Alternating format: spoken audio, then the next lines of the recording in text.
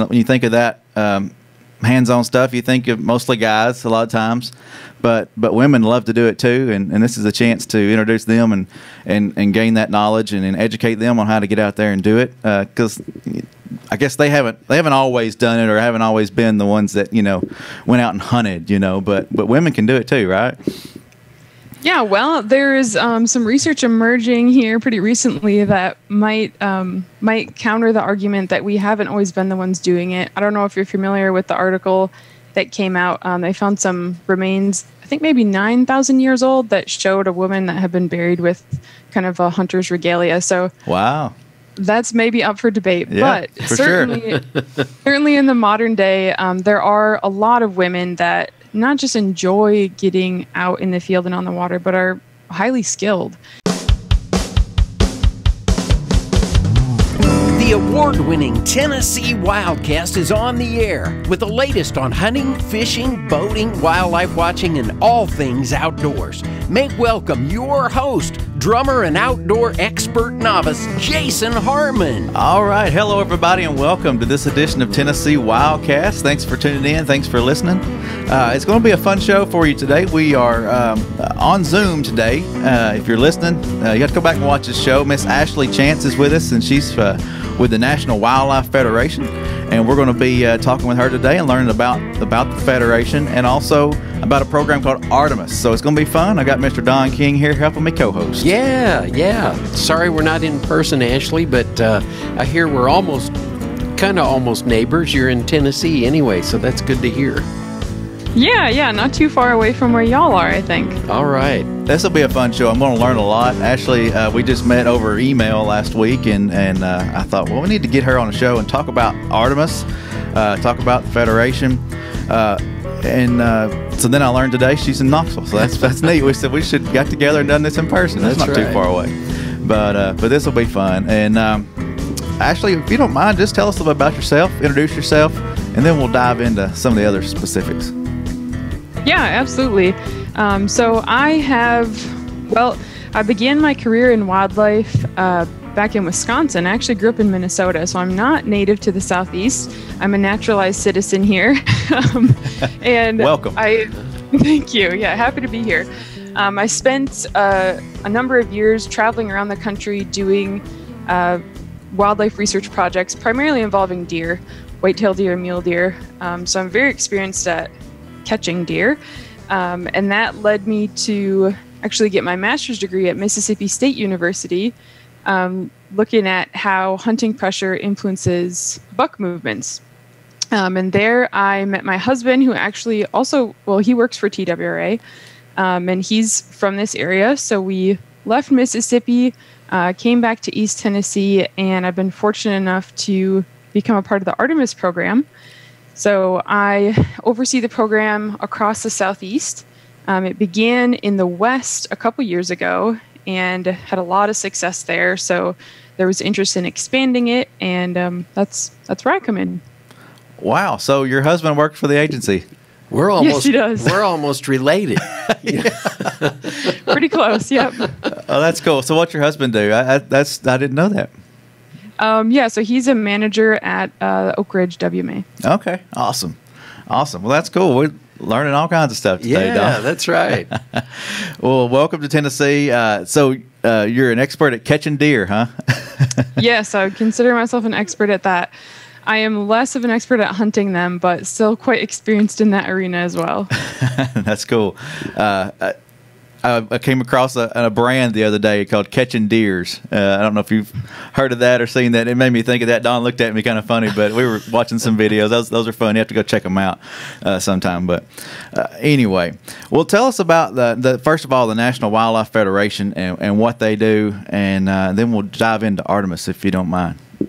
Yeah, absolutely. So the National Wildlife Federation is a very large, it's a national nonprofit organization. It's one of the oldest, if not the oldest, conservation organization in the United States. So it played a big role in getting things like the Pittman-Robertson Act passed, which all hunters and anglers know why that's important. Sure. And so it's been working for a long time to help conserve and protect wildlife. And as part of that is obviously our sporting traditions that we have here in this state and across the country. So Artemis is housed within the sporting, I guess, section of the National Wildlife Federation. Okay. All right. Yeah. As you said, those are very important. The Pittman-Robertson Act and all that stuff, fun Right. stuff. Yeah. It's very important to our wildlife and our agencies across the United States. And I was just browsing your website, and the first thing that popped up was this barrier, reminding me, protect America's wildlife. We're all working on this together to work and protect and manage the wildlife across the U.S. for sure. Absolutely. So Artemis is pretty cool, and I was browsing the page here, and I think it's really neat that we're trying to get women out in the outdoors and introduce them to hunting and fishing. When you think of that hands-on stuff, you think of mostly guys a lot of times, but women love to do it too, and this is a chance to introduce them and gain that knowledge and educate them on how to get out there and do it, because I guess they haven't always done it, or haven't always been the ones that went out and hunted, but women can do it too, right?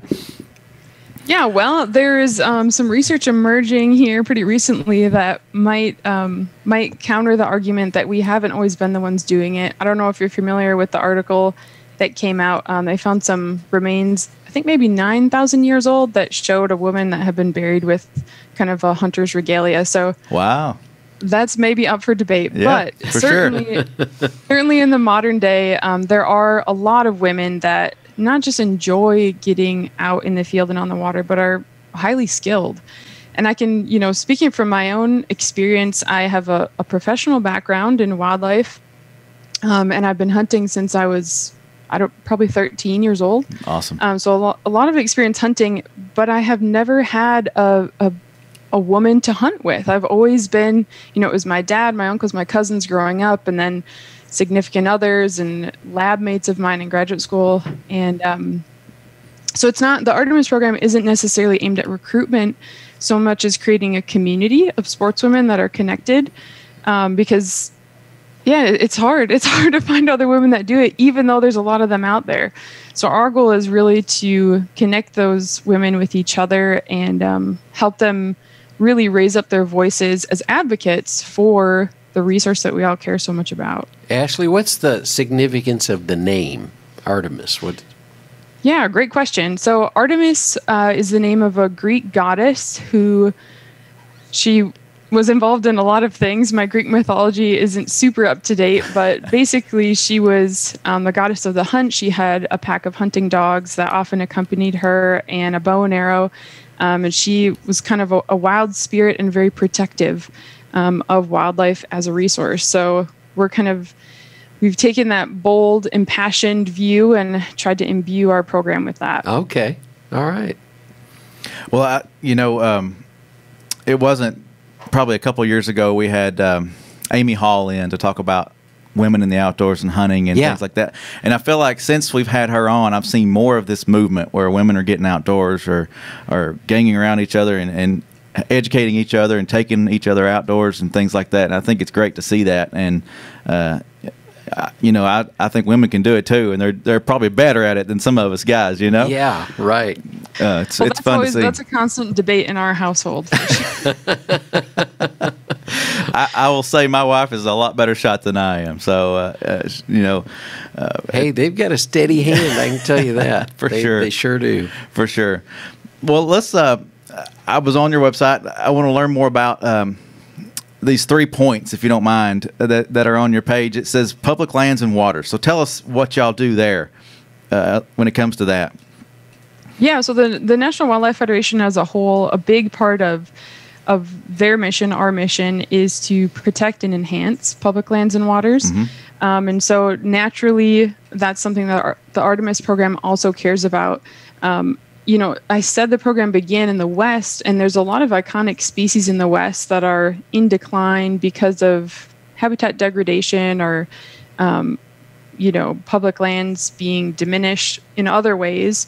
So that was an obvious thing for Artemis to key in on and try to help protect and better. And we are keeping that same mindset in the Southeast, although obviously public lands are very different in the Southeast than they are in the West. So we're adapting that and making it relevant to sportswomen's lives here. Yeah.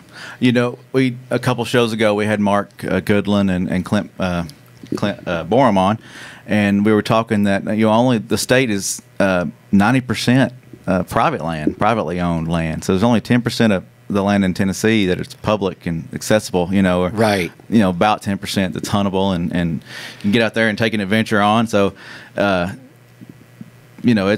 not a lot as much here, I guess, as there is out west. Yeah, not as much. And maybe that underscores the importance of supporting it and keeping it healthy. For sure. Yes.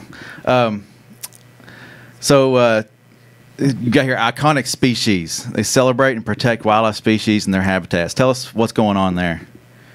Yeah, so for sportswomen, iconic species in the West might be things like mule deer, cutthroat trout. I think in the Southeast, obviously that's different because those species don't exist here. Right. A big one for Tennessee specifically might be the northern bobwhite. Obviously white-tailed deer, and those are just two species that are under threat. The bobwhite mostly from habitat loss and degradation, and white-tailed deer obviously facing CWD. So we want to try to be vocal on those topics and do what we can to help promote the species. Yeah, I think about the white-tailed deer and CWD.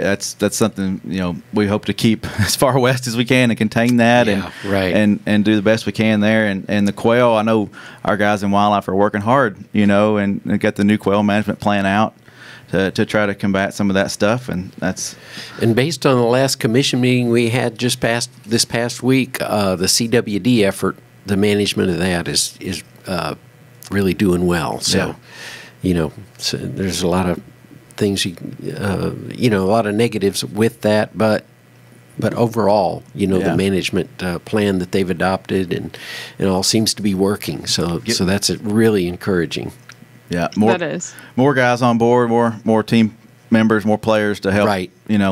With all the things that come with that. So, and then you've got leadership development here. Tell us what that means there. Yeah, so it's kind of broadly encompasses the idea of being an advocate. As sportswomen or just as hunters in general, whenever we buy a license, we are helping to support state-owned lands and the management of those lands.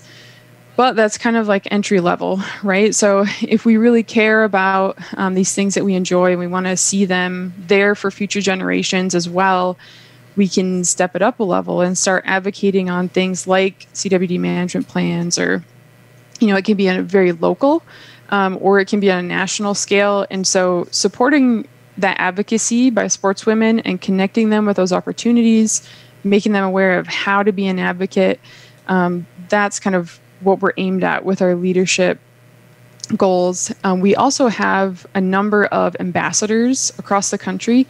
Actually, we're in the process of bringing on this year's cohort of about 30 sportswomen who have basically pledged to host events to try to build community locally between sportswomen, and also engage in some of these advocacy efforts as they desire and as it's relevant to them where they live.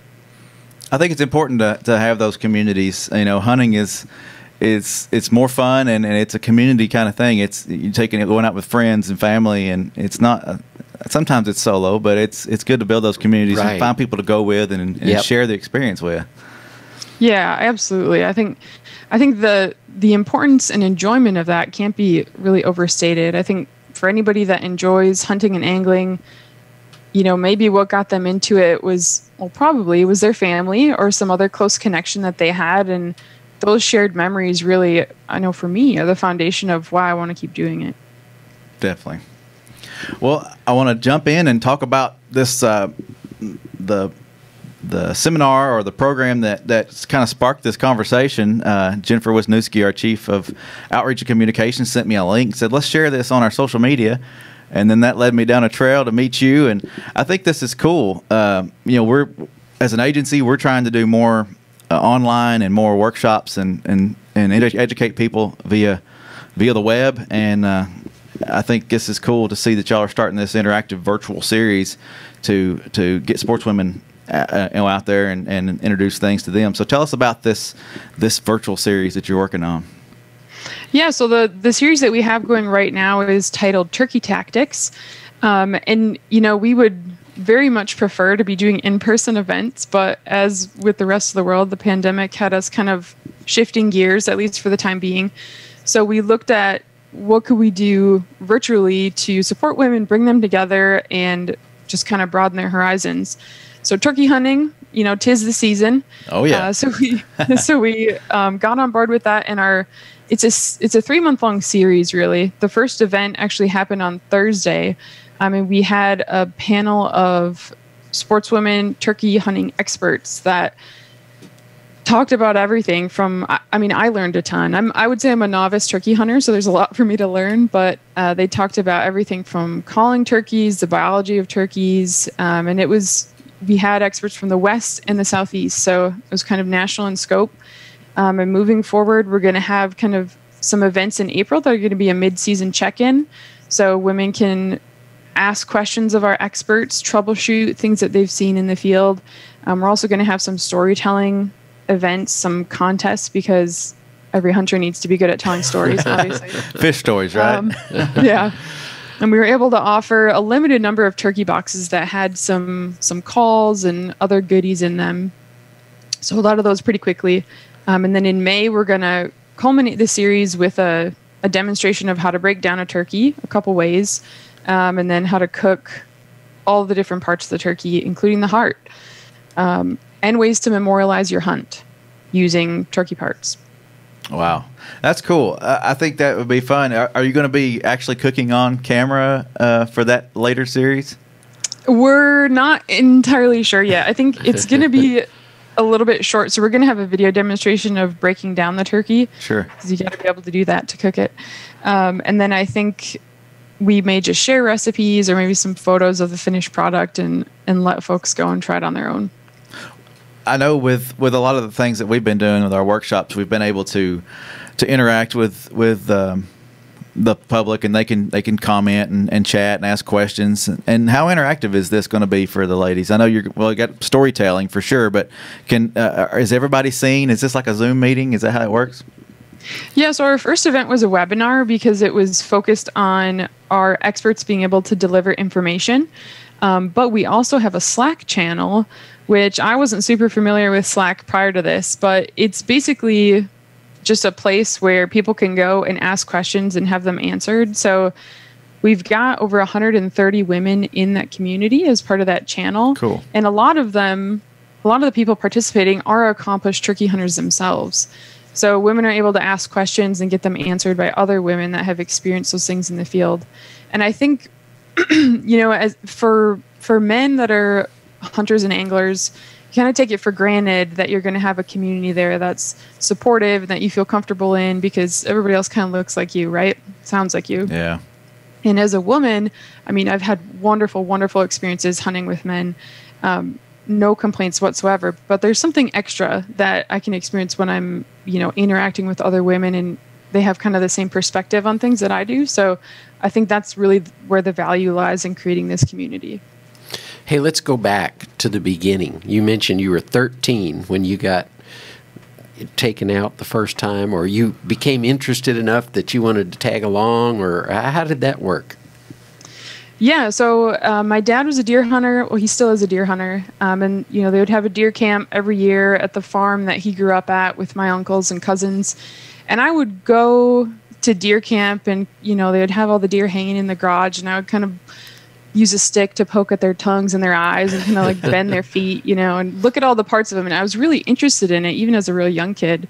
But it wasn't until I think I was 13 that I actually went out with my own license and shotgun in that part of Minnesota, and actually started hunting. And then, shortly after that, the next 4 years after that, I went elk hunting with my dad out west, and it just kind of became a snowball roll. But one of the things that really struck me was that when I went to deer camp, I was a part of, it was just my family members, but I was a part of that group in a new way.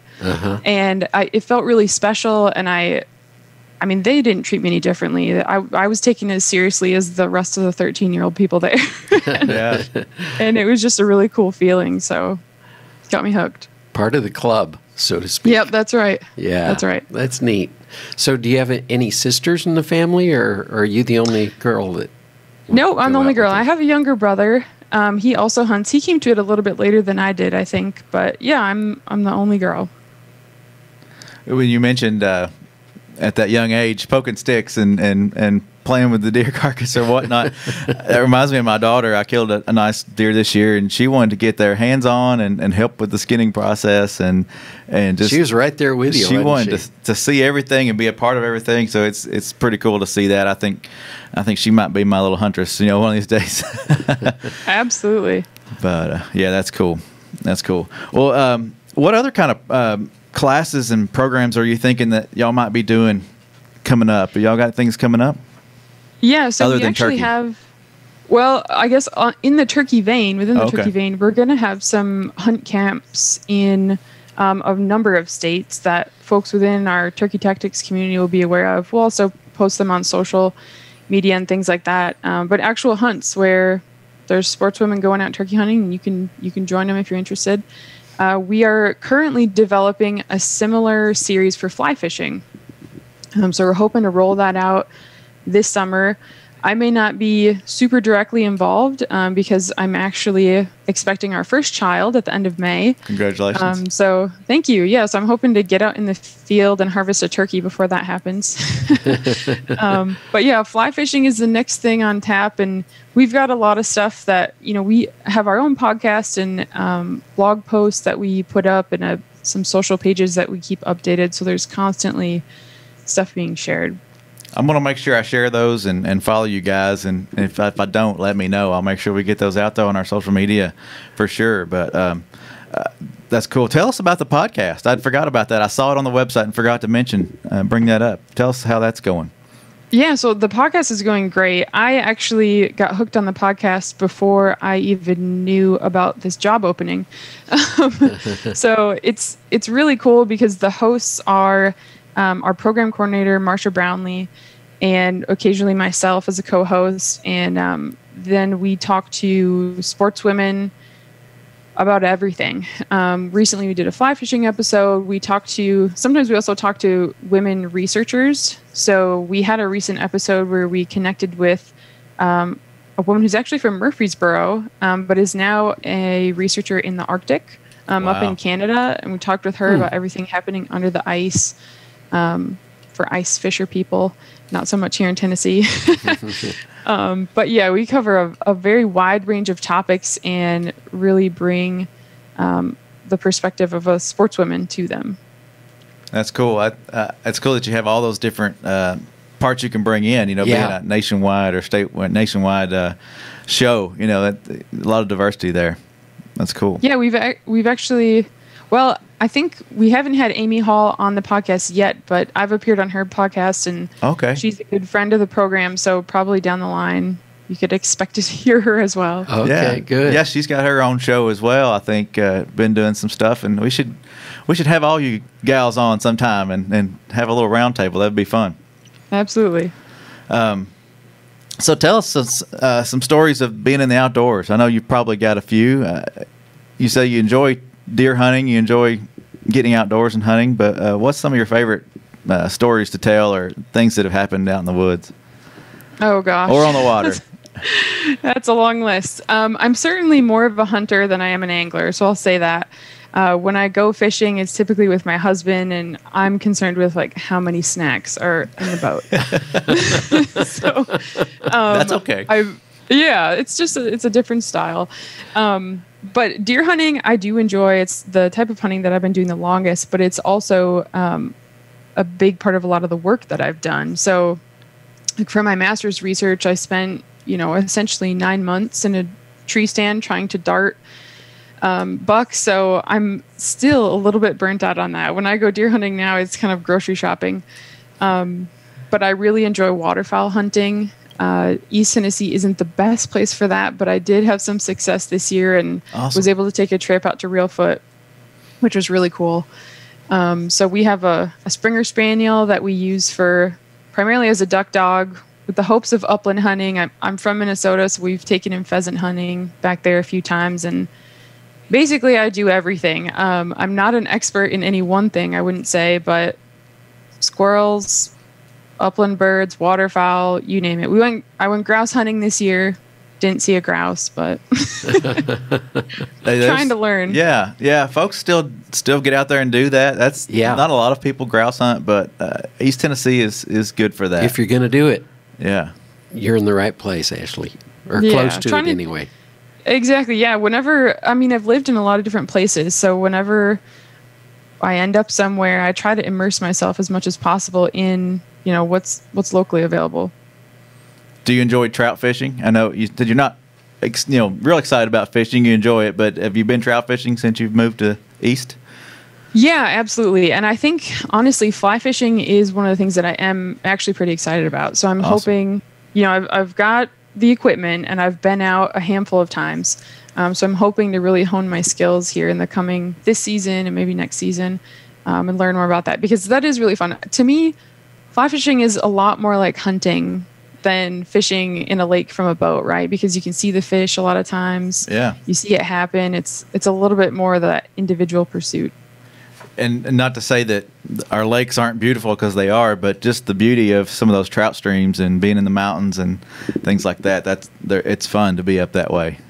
Absolutely. It's always fun to be in East Tennessee. Yeah. Spoken like a guy who grew up there. Well, a little bit. Pretty close.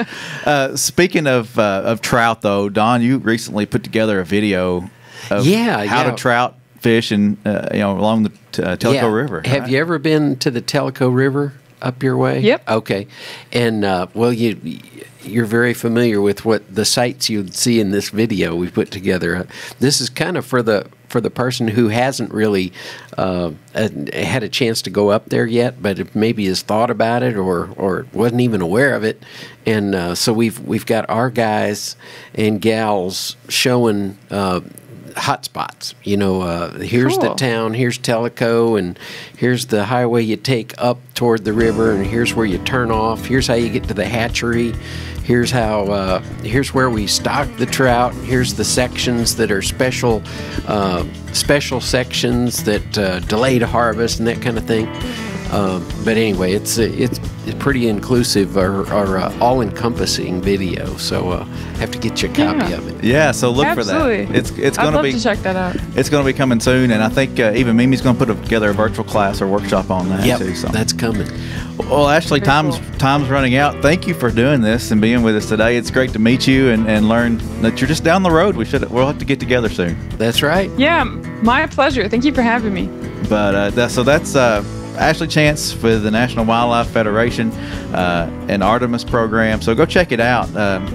The Artemis website. Let's make sure we plug that real quick. Artemis, ARTEMIS.NWF.org, right? Absolutely. Awesome. So go check it out and see how you could become a partner in that and get involved there and take these turkey classes. I think it'll be fun. Yeah. So that's right. Ladies in the outdoors. It's great. Don, thank you. Sure enough. Ashley, thank you. Yeah, it was great to meet you guys. All right. And this is Tennessee WildCast, and we'll see you next time. All right. Thanks for tuning in. Stay connected with TWRA by visiting our website at tnwildlife.org and follow us on Facebook, Twitter, and Instagram. Hey, it's all about Tennessee wildlife. It's what we do. Tennessee WildCast will be on the air again next week. We'll see you then.